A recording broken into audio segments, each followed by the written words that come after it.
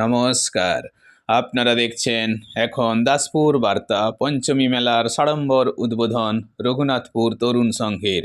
2রা ফেব্রুয়ারি রবিবার প্রভাতে motor bike rally, marathon দৌড় প্রতিযোগিতা, বাউল গান, ছৌ নাচ, ধামসা মাদলের তালে আদিবাসী নৃত্য, গীত, কুচকাওয়াজ সহযোগে অপরাহ্নে হল আনুষ্ঠানিক উদ্বোধন।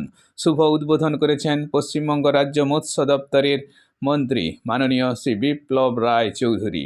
এ প্রসঙ্গে মনজ্ঞ বক্তব্যে তিনি শ্রোতাদের মন জয় করেছেন।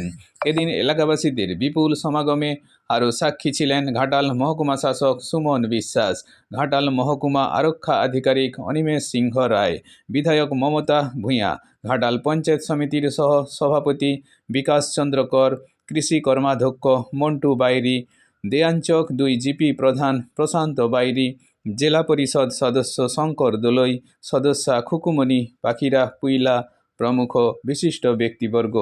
8ই ফেব্রুয়ারি পর্যন্ত সপ্তাহব্যাপী ঘাটাল মহকুমার মধ্যে বিগ বাজেটের এই শিক্ষা, স্বাস্থ্য, খেলাধুলা, কৃষি সচেতনতা, সমাজসেবা ও সাংস্কৃতিক প্রতিভা অন্বেষণ ও অনুষ্ঠানের এই পুজো ও মেলায় বক্তাগণ ভূয়সী প্রশংসা করেছেন।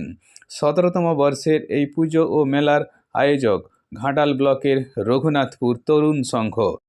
সমাজসেবী মন্টুলাল মণ্ডলের পৌরোহিত্যে সম্পাদক ক্ষুদিরাম হান্দল এবং কোষাধ্যক্ষ আশিস ঘোষ সকল সহযোগীর প্রতি কৃতজ্ঞতা ব্যক্ত করেছেন।